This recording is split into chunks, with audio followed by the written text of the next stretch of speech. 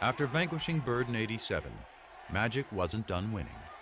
The following year, he squared off in the finals against his good friend Isaiah Thomas and the Pistons, beating them to become the NBA's first repeat champions in 2 decades. By the dawn of the '90s, he'd won 5 titles, played in 8 finals, and equaled Bird's MVP tally of 3. But the more Magic won, the less Irvin seemed to be around to reap the spoils. Once I tasted the champagne and the championship, I wanted more of that and more of that. So Magic kept growing because we were successful. And the persona and all of that came with that. The Prince of LA was now the king. And in Hollywood, being royalty had its perks. Wow. What was Irvin Johnson's vice? Now, you know my publicist wants me to say winning. But women loved Irvin. Back then, before voicemail, they used to have these mail slots in the hotels where you leave your key. And when we get into a town, Irvin's mail slot would be so packed, and it would be just Susan and a phone number, Linda and a phone number, Joyce and a phone number. I mean, that was every city, every time. I was on top of my game as Magic, so I needed all that around me at that time. The women, the this, the that, Hollywood. Magic was living in a context of sybaritic excess from the minute he walked in the door, and he developed a sweet tooth for it. Sex with several women at the same time. Yeah. Like I said, women have different fantasies. Some want to be with 2 or 3 at a time. You know, one time I had 6 at one time. That's just... I really do believe he looks upon Magic Johnson as a movie character he played. I think Irvin got overwhelmed in LA by what it meant to be a star. That's probably true that the Magic ego swallowed Irvin a little bit, but that's okay because I couldn't win 5 championships without that. Through all of this haze of women and money and fame and fortune, he still kept basketball at #1. He never seemed to lose that focus. Larry had 2 jobs his last 7 years of playing. It was playing basketball, and then it was him being committed to taking care of his back. He had first heard it in 1985, building the driveway at his mom's house back in French Lick. Larry decides to do it himself. This is Larry Bird, the superstar, out there, breaking his back, literally shoveling gravel. And that was the beginning of the process. I would see him laying down. They told me to lay down my plan. As Magic soared to the prime of his career, Bird was breaking down, his deteriorating back and punishing style of play proving an excruciating mix. From 88 to 92, it was painful to watch. It was painful to cover. Larry is quite ornery when he's not feeling well, which means he was ornery for those next 4 years. He could manage the pain in a way that very few people could do. 30 days he could come to the office and could stand up straight. But even after 2 ruptured Achilles tendons, surgery on his back in 1991, Bird kept going to work. Product of a lesson learned many years before, seeing the swollen ankle of a man long since gone. Well, we don't know if it was broken up, but it looked broken to me. Had to go to work and had to get his boot on. It took everything I had to help him get that boot on his foot. And he stood up limping and he said, "I'll see you this weekend." So for construction at the time, I was pretty amazed how he could fight through that all week, then come home on the weekend and it was black and swollen, and he'd sit around on the weekend and put that boot on and go again. If you get paid to go to work, you got to go to work. It was a situation that he was seeing almost daily. He had lost the structural stability in his spine, so it would slip into abnormal positions to try and lock itself to get an artificial stability. That's like getting your finger stuck in a door and somebody's still pushing on the door. So what we had to do was unlock his spine, realign it, do techniques that would hold that for 4 hours, 6 hours, that type of thing, and then he'd go play basketball.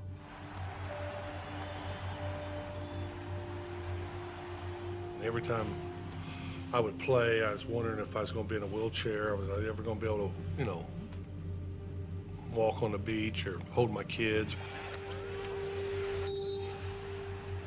His pain in his quest for basketball became all-encompassing. Very few people really knew what Larry was living with, because this was Larry's issue, and there was no sharing of his pain. You know, I probably should have retired in 88, 89, but it's that competition. Maybe one more chance, me and Magic could get together in the finals, but it never happened. I'm sleeping, really, laying down, just waiting on the game, and the phone rings, and the voice says, "Hey, you gotta come back to LA." And I said, "Okay, why?" "Well, I can't tell you until you get to LA." So I said, "Okay." 2 hours later, he was in the office of Lakers team physician Michael Melman. Dr. Melman starts to tell me that, you know, through the physical that I took, that they discovered that I had HIV.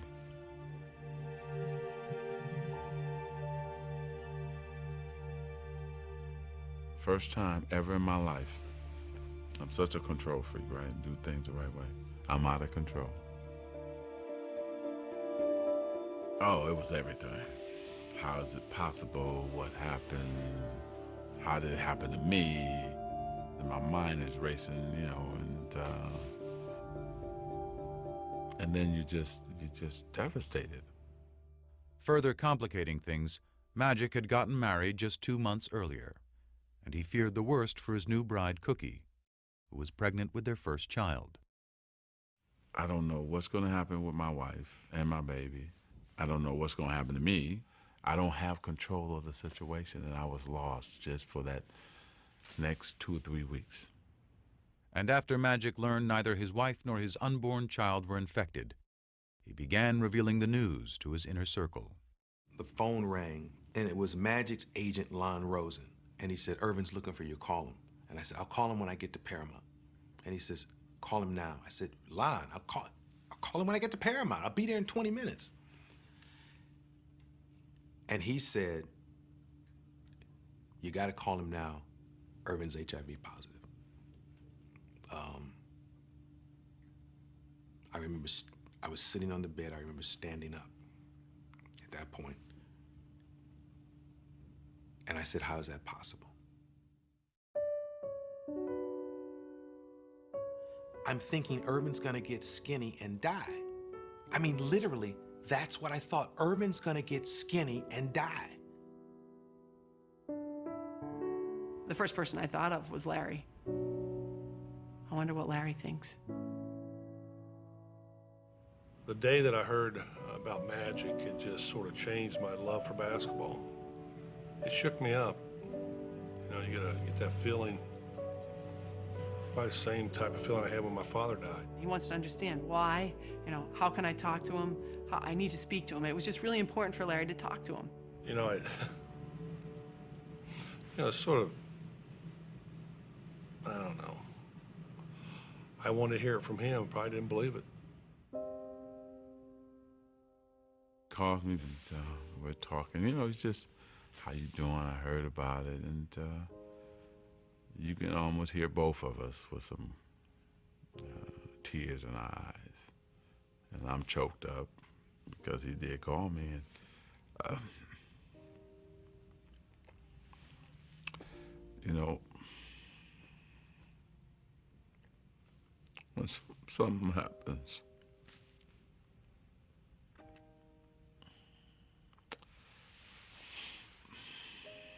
to you,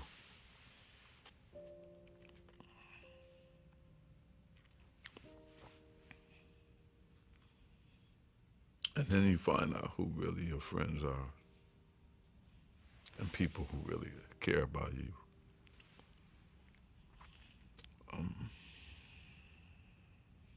You figure all those battles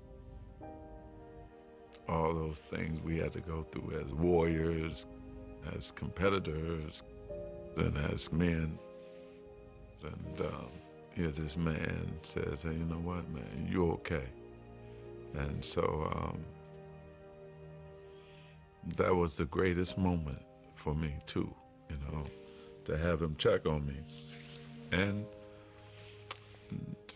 to make sure I was okay. First of all, let me say good late afternoon. Because of the HIV virus that I have attained, I will have to retire from the Lakers today. It's the only press conference I've ever been in where I've seen reporters cry. I mean, we thought this guy was in total denial. I plan on going on, living for a long time, bugging you guys like I've always have. We thought this smile was going to be wiped off his face forever, and he was going to die, but we're going to watch him die in public. I just remember in the room, he was joking, and I'm sitting there looking at him crying, and he's like, Coop, man, I'm going to be okay. I'm going to be okay. It's going to be all right. I am going to go on, I'm going to beat it, and I'm going to have fun. Sure, come on. You're going to beat this? And to him, it was a contest. Larry Bird and Magic Johnson, AIDS and Magic Johnson, he's same thing. It's just a different game, different rules, but I'm still going to win. He wasn't planning on going nowhere. Irvin was planning that day to find the right medicine, to eat right, get rest, and live forever. That's what he was planning. Thank you again, and I'll see you soon. But his Magic put up a positive public face. His nemesis, still out of sorts, shed the mask he had hidden behind for years. He was visibly like, wow, how could that happen? You know, it really set him back. Probably the two toughest days I've had since my father passed away, and I've been very depressed and sort of been out of it. I listened to him talk in this press conference about how devastated he was, and I remember thinking to myself, you know, goddamn, Larry found Irvin.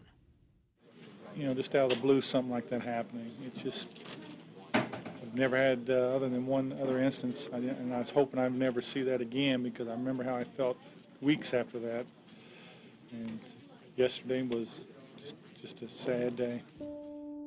And at his game that night, Bird was forced to confront pain he couldn't so easily play through.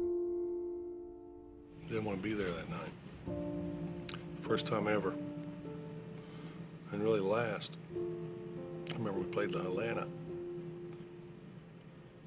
Had no feel for the game, you know. This wasn't a good time to be out there. Never had that before. That night he threw a pass. I'll never forget, he threw a half-court pass behind his back for a layup. And if you blurred your eyes, you squinted your eyes, it looked like magic. And it was Larry saying goodbye.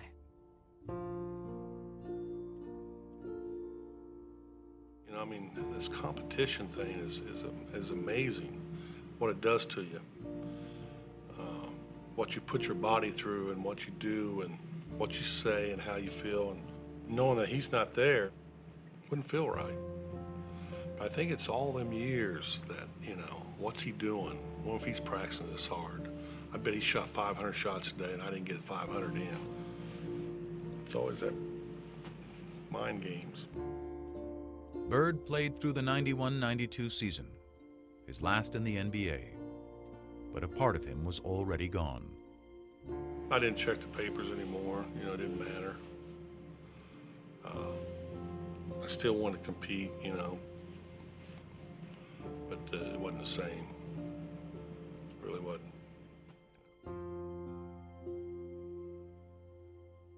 With the exception of that year when he was called Tragic Johnson, because on the basketball court, things didn't shake down properly, this is the first time I'm hearing ignorance, hatred, vicious, nasty things. There was some of my former teammates who had their own little things that they were talking about and why this happened to me. You know anybody else that's heterosexual that got it? Come on, man. You're in denial. I've been called gay, faggot, Irvin's lover. I've been called all that shit. Lon Rosen got a call from Isaiah Thomas asking, you know, I keep hearing Magic's gay. And Lon said, well, for crying out loud, you know better than anybody he isn't. You're one of his best friends. And he said, well, We don't know what's going on in Hollywood, and the fact that Isaiah was questioning why he got this, I think it was really, really hurtful to him. He used to say, you know, I don't want people to stop shaking my hand and giving me my hugs. He loves to be loved. And that's what bothered him the most, that people would change in relationship to him. He would show up at the Lakers facility to work out and to shoot some baskets, and he'd try to engage his teammates and say, hey, you want to play a little one-on-one before practice? And, oh, geez, no, I can't. I got to go get taped. Or, oh, geez, I got work to do. I got to do something else. The worst thing of all of this, that I couldn't play basketball. I don't even think dealing with HIV. It was I couldn't play. The game, the surroundings was his whole world. That's his personality. When you take that away, you know, you're hurting. I knew he was hurting in a big way. The only sex is safe sex, and that's no sex. As basketball went on without him, Magic performed ably in his new role as HIV educator and spokesman. I'm helping every way that I can. But he still pined for the arena, which had made him a star. So when he was invited to play in the 1992 NBA All-Star game, he jumped at the chance, promptly stealing the show and winning MVP honors. But that was just a warm-up. For the encore, Magic had up his sleeve. He's not done yet, because we're going to go to Barcelona and bring back the gold for everyone here in the United States. Thanks, Larry. For the first time ever, NBA players would be competing in the Olympics. And Magic, armed with a message, was not about to miss the show. It would have proved to people that you were not going to get the disease playing against me. And then also for me too, personally, you know, it was therapy. It was a way to say, man, yeah, you get to do this one more time. There was also one other perk. I think playing with Larry was very important. That's something they talked about. I mean, he was going to be on the dream team. He was going to be with Michael. He was going to be with Barkley. But he was going to play with Larry. Magic kept saying to him, I just want to get you out on that court one more time. Let's just have one more sequence like we had all the way back in 1978.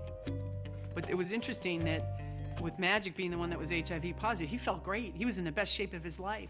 I got a smile on my face. He had worked so hard to make sure he didn't go there as a token player. And here was Larry, who couldn't even practice, who could barely move. But you know what? Didn't matter. We were still together.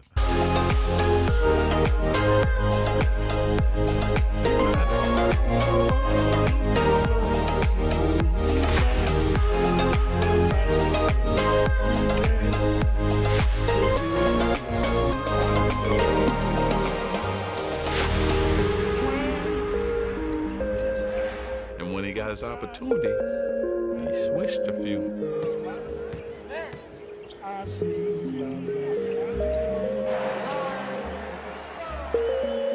taking the last shot with the game on the line? When I got my opportunity, I still was Magic.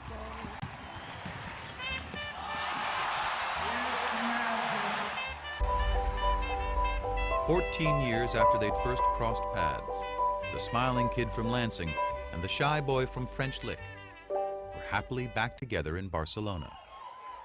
But it took just one glance outside their hotel's front door each morning for them to see that as far as they had come, they were as far apart as ever. The only way you walk out that door if you wanted attention. But I asked this guy, I know, how can you get around this? There's got to be a way. Lo and behold, there was a side door. You can go wherever you want. I was going to tell him about it, but seeing that smile on his face, the closer you got to that front door, come on. He didn't want no side door. You know Irvin. He'd go right in the middle of them. Turn the long way, sweetheart. There you go. I'm going out the front because that's who I am. I don't go out the back. I don't go out the side. But that's not me. If you want to go somewhere in a hurry, there's a door that leads you there, and I found it. I respected him for that. And so, hell, I would try to find a slide door for him. And we never tried to change each other. That's what made this relationship great.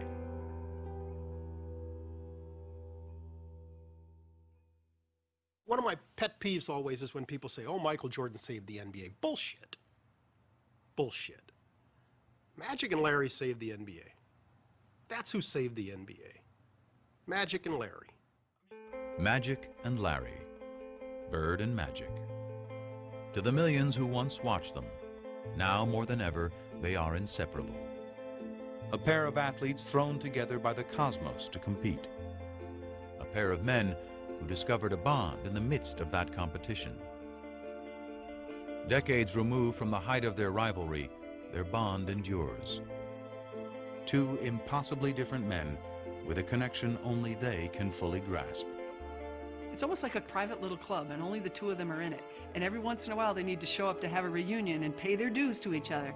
But they don't need the day-to-day contact that most friends need. It's just not that kind of relationship. But I always get this good feeling when I know I'm going to see him, because he makes you feel good. You know, he really does. He's unbelievable. He's very private, but if he's your friend, man, you got a friend for life. And Larry Bird is a straight shooter. He'll tell you when he don't like you.